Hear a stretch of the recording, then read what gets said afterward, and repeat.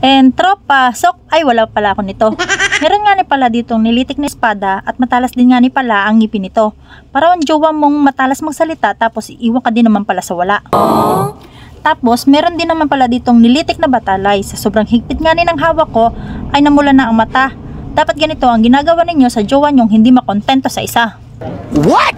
Pinagkaibahan nga ni pala na magjowang ito, yung espada manipis at yung batalay ay mataba. Ay sana all tumataba. Ay magaling kasing mag-alaga. Hindi katulad ng jowan yung iba ang pinapataba. Sana all. Tapos ito nga ni pala ay bugyo.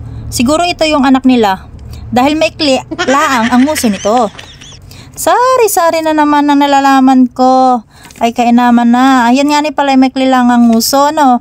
Tapos meron din siyang kaliskis. May ikli lang siya kasing ikli ng pasyensya ko. Bye-bye!